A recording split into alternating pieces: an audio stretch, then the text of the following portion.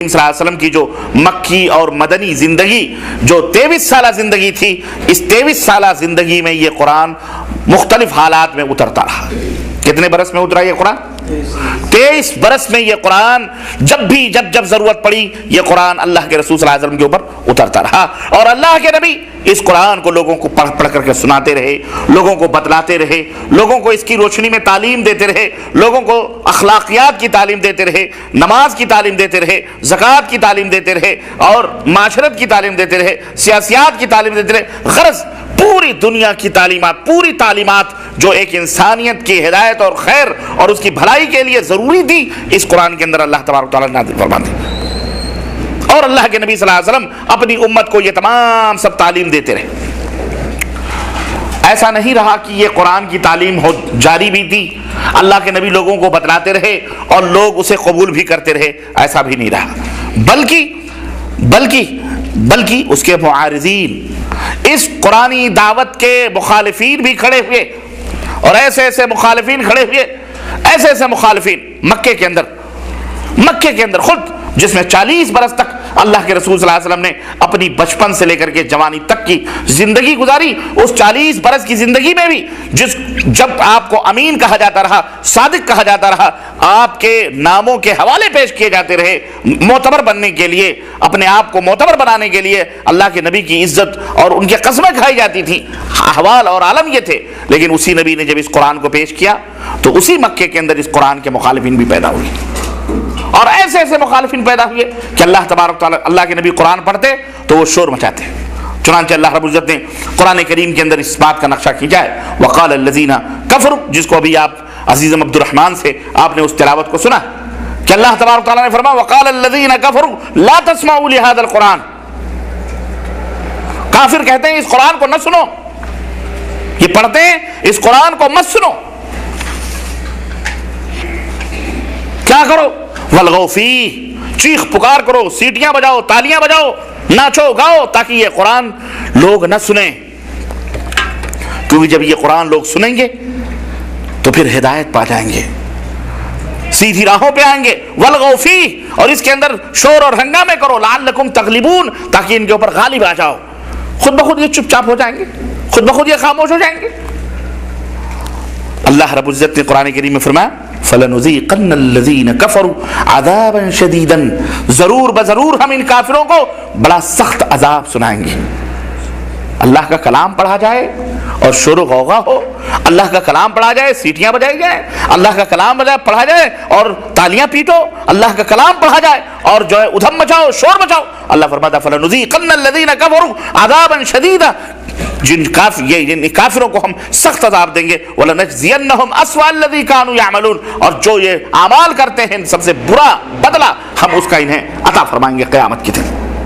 اور قیامت ہی کی کوئی بات نہیں رہی، اللہ دنیا میں بھی دیتا ہے اور آخرت میں بھی تو دیتا ہے، اور وہ جہاں بھی دے وہ اس کی مرضی ہے، اس پہ کوئی کنٹرول یا اس کے اوپر کوئی گرفت نہیں کر سکتا۔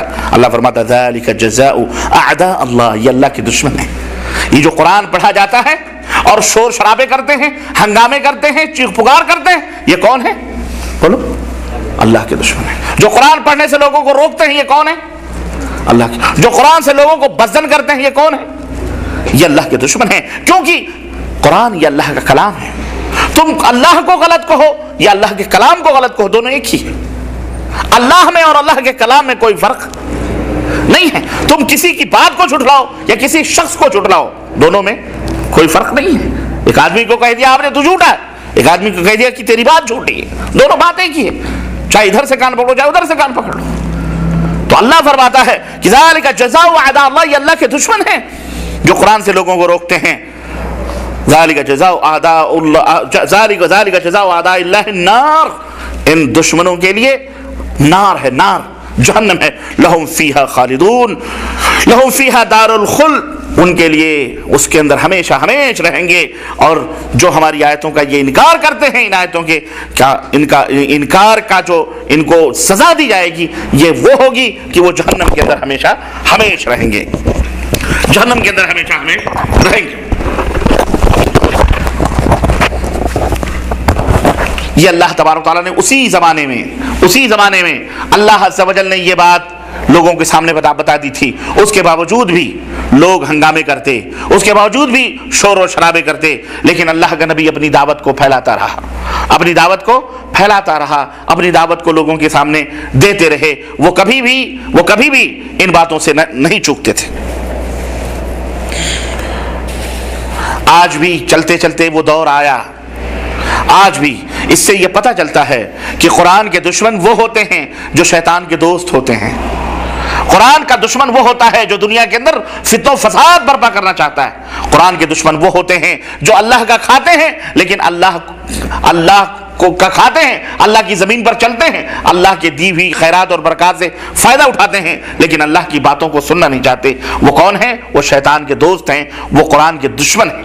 اور آج تک یہی معاملہ چلا رہا ہے کہ جتنے بھی کفار ہیں، مشرکین ہیں، یہودی ہوں، نصرانی ہوں، اکثر و بیشتر سب اللہ کو مانتے ہیں۔ یہ نہیں ہے سب اللہ کو مانتے ہیں، لیکن ہدایت اللہ رب العزت کس کو دیتا ہے؟ جس کے دل میں اللہ کا ڈر ہوتا ہے۔ یہ زبان سے تو کہتے ہیں کہ ہم اللہ کو مانتے ہیں، لیکن ان کے دل میں اللہ کا خوف نہیں ہے۔ اللہ کا وعدہ ہے الف لام میم ذالک الکتاب لا ریب فیہ، یہ الف لام میم یہ وہ کتاب ہے جس میں کوئی شک و شبہ کی بات نہیں ہے۔ ھدی للمتقین، اس کے اندر ہدایت ہے، رہنمائی ہے، نجات ہے۔ کس کے لیے؟ متقیوں کے لیے، جن کے دلوں میں اللہ کا خوف ہے، اللہ کا ڈر ہے۔ لیکن جو صرف زبان سے کہتے ہیں اللہ، چاہے یہودی ہو، چاہے نصرانی ہو، چاہے بدھسٹ ہو، چاہے جین ہو، چاہے کوئی بھی ہو، زردشتی ہو، کوئی بھی ہو، جو زبان سے کہتے ہیں اللہ لیکن ان کے دلوں میں اللہ کا خوف نہیں، اللہ کا ڈر نہیں، تو پھر ایسے لوگوں کو ہدایت نہیں ملتی، ہدایت انہی کو ملتی۔ تو آج جو کچھ بھی یہ ہو رہا ہے میرے عزیزوں، جو کچھ بھی یہ ادھم چوکڑی مچائی گئی پوری دنیا کے اندر، پہلے ہمارے ملکوں کو غصب کیا گیا، سب کو غصب، ہماری بہو بیٹیوں کی عزت و آبرو غصب کی گئی اور کی جا رہی ہے، اور جو کچھ بھی ہو رہا ہے، خیر یہ تو بہت ہلکا تھا، لیکن اب ہمارے ایمان کے اوپر جب نوبت آئی ہے، ہمارے ایمان کے اوپر جب بات آئی ہے، ہمارے قرآن کو ہم سے بدزن کرنے کی بات آئی ہے، اور جیسا کہ میں نے بتلایا کہ یہ آج کی بات نہیں رہی، شروع سے یہ معاملہ رہا ہے، ایسی صورت پہ ہم کو کیا کرنا چاہیے؟ میں بتاتا ہوں نبی کریم صلی اللہ علیہ وسلم کی سیرت طیبہ کے حوالے سے۔ قرآن یہ کوئی معمولی کتاب نہیں ہے، پہلے اس کو سمجھو۔ تو نہ مٹ جائے گا ایران کے مٹ جانے سے، کسی کے مٹانے سے یہ قرآن اللہ اکبر مٹ سکتا نہیں، مٹ سکتا ہے، قرآن کبھی نہیں مٹ سکتا ہے الحمدللہ۔ بلکہ اللہ رب العزت نے قرآن کی خصوصیت یہ فرمائی ہے اِنَّا نَحْنُ نَزَّلْنَا الذِّكْرَ وَإِنَّا لَهُ لَحَافِظُونَ، مٹانے والے مٹ گئے، ختم ہو گئے، اس دنیا سے چلے گئے، لیکن اللہ فرماتا ہے ہم نے اس قرآن کو اتارا ہے اور ہم اس کی حفاظت کی ذمہ داری لیں گے۔ پچھلا تجربہ رہا ہے، پچھلے نبیوں کو کتابیں دی گئیں، تختیاں دی گئیں، صحیفے دیے گئے، توریت دیے گئے، زبور دیے گئے، انجیل دیے گئے۔ ظالموں نے، ان یہودیوں نے، ان خنزیر کے کھانے والے، تن کے گورے، من کے کالے، ان یورپیوں نے، اور ان کیا کہتے ہیں اپنے آپ کو عیسائی نہیں کہتے ان کو، کرسچن نصرانیوں نے، انہوں نے کیا حشر کیا؟ خرد برد کیا اپنی مرضیوں سے۔ یکتبون الکتاب بایدیہم، کتابیں باتیں لکھ کر کے اسی بائبل کے اندر شامل کری، انجیل کے اندر شامل کری، اور کہتے تھے ھذا من عند اللہ، یہ اللہ کی طرف سے اتر کے آئی ہوئی بات ہے۔ ان ظالموں نے کم خیانت نہیں کی، اللہ نے ایسے نہیں کتے بلی بندر بنائے، ان کو ایسے نہیں بنائے، انہوں نے بڑی بڑی نالائقی حرکتیں کی ہیں، اور آج تک اللہ رب العزت جو قرآن میں فرمایا وَضُرِبَتْ عَلَيْهِمُ الذِّلَّةُ وَالْمَسْكَنَةُ، آج تک یہ ذلیل و رسوا ہیں یہودی، اور انشاءاللہ قیامت تک ذلیل و رسوا رہیں گے انشاءاللہ تبارک و تعالی۔ یہ کبھی عزت و آبرو کی زندگی نہیں پا سکتے۔ لیکن یہاں ایک بات اور آپ سمجھ لو، اگر ہماری زندگی بھی ان کے نقش قدم کے پر چلی تو ہم بھی انہی کے اندر شامل ہو جائیں گے۔ اگر ہماری زندگی، ہمارا کردار، ہمارا ایمان، ہمارا عقیدہ، ہمارا عمل، ہماری دنیا انہی یہود و نصارہ کے نقش قدم پر چلی، ہم چلے اسی پر، تو یاد رکھو ہم بھی انہی کی طرح ہو جائیں گے۔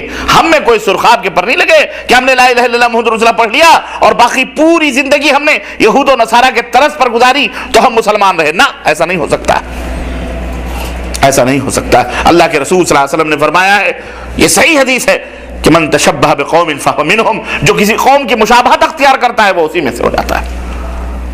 اور اللہ کے رسول صلی اللہ علیہ وسلم نے فرمایا کہ افترقت الیہود علی 71 فرقہ، یہودی 71 فرقوں میں بٹے، والنصارى 72 فرقوں میں بٹے، وستفترق امتی علی 73 فرقہ، اور میری امت 73 فرقوں میں بٹے گی، ایک ہاتھ ہم اور آگے رہیں گے۔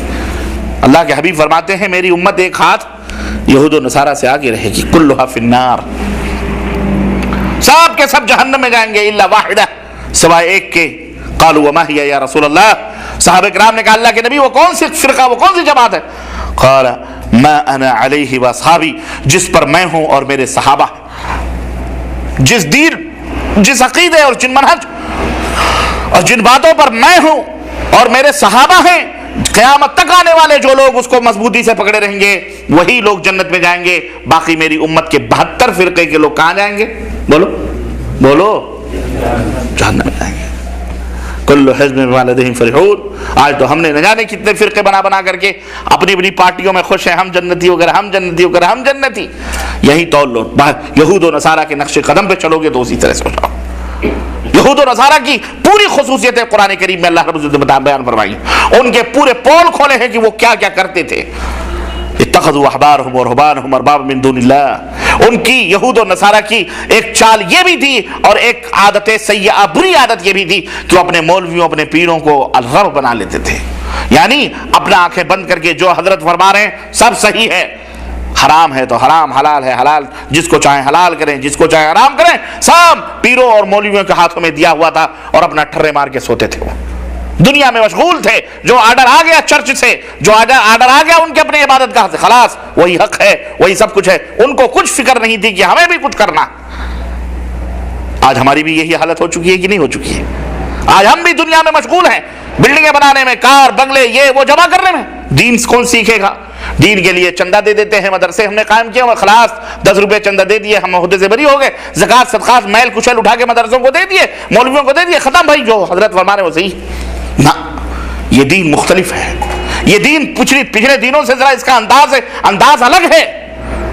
اللہ کے رسول صلی اللہ علیہ وسلم نے اس دین کی ذمہ داری یہ بتلائی ہے کہ بلغوا عنی ولو آیہ، تم میں کا ہر شخص مبلغ ہونا چاہیے۔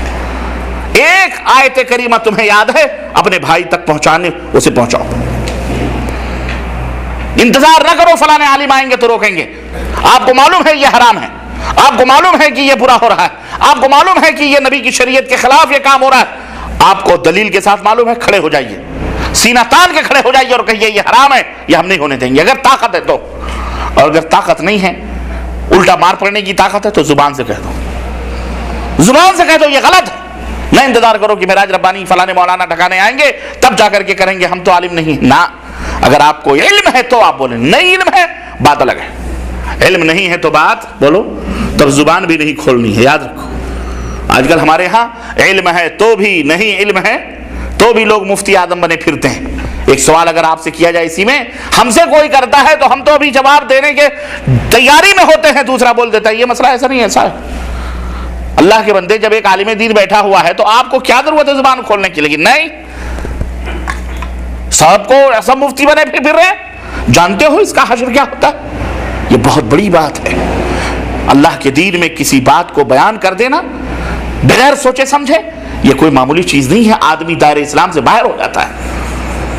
یہ زبان بھی قیامت کے دن گواہی دے گی تمہارے خلاف۔ یہ جو ہم بولتے ہیں تم کیا سمجھتے ہو ایسے ہی اول فول آ کر کے بولتے ہیں؟ اس کی ایک ایک لفظ کی ذمہ داری ہمارے اوپر عائد ہوتی ہے۔ کل قیامت کے دن آپ جہاں پکڑو گے اس سے پہلے ہمیں اپنے رونگٹے پکڑیں گے، ہماری یہ زبان ہمارے خلاف گواہی دے گی۔ اللہ وہ دن ہمیں نہ دکھائے، اور اللہ اس زبان سے ہمیشہ قرآن و سنت کی باتیں نکلوائے، بولو آمین۔ اس لیے میرے بھائیو، یہ بڑی ذمہ داری کی بات ہے۔ آپ نبی کی امت ہو، ان هذه امتکم امۃ واحدہ، اللہ نے فرمایا تم ایک امت ہو۔ تم کون ہو؟ تم ایک امت، تم فرقہ نہیں ہو۔ تم کون ہو؟ ہاں ایک امت ہو، ایک ہو، بس ایک ہو، ایک ہی نبی کے ماننے والے، ایک رسول کے ماننے والے، ایک قبلہ، ایک کعبہ اور ایک قرآن، ایک حدیث تمہارا، بس تم انیک نہ بنو۔ مسلمان ہو، لا الہ الا اللہ محمد رسول اللہ پڑھتے ہو، خلاص اب تمہیں تعلیم لینی ہے، تمہیں سب کچھ لینا اپنے نبی حضرت محمد رسول اللہ صلی اللہ علیہ وسلم۔ میرے ایک بارہ بنکی سے ایک صاحب نے مجھے لیٹر لکھا کچھ دنوں پہلے، انہوں نے کہا ایک مولوی صاحب سے میری بحث ہو گئی، کہنے لگے کہ اجی وہ ایسا ہے کہ مسلمانوں کو چاہیے کہ کسی نہ کسی ایک مذہب سے جڑ جائیں، کوئی نہ کوئی ایک مذہب پکڑ لیں، ان کے لیے ضروری ہے ورنہ گمراہ ہو جائیں گے۔ تو میں نے کہا مولانا، انہوں نے خط میں لکھا کہ مولانا ایک مذہب سے کیا مطلب؟ کیا ہمارے لیے رسول اللہ صلی اللہ علیہ وسلم کافی نہیں ہے؟ کیا ہمارے لیے سوال سنو، کیا ہمارے لیے رسول اللہ صلی اللہ علیہ وسلم کافی نہیں ہے؟ تو مولوی صاحب نے کہا تو کیا آپ نے دین ڈائریکٹ رسول اللہ صلی اللہ علیہ وسلم سے لیا ہوا ہے؟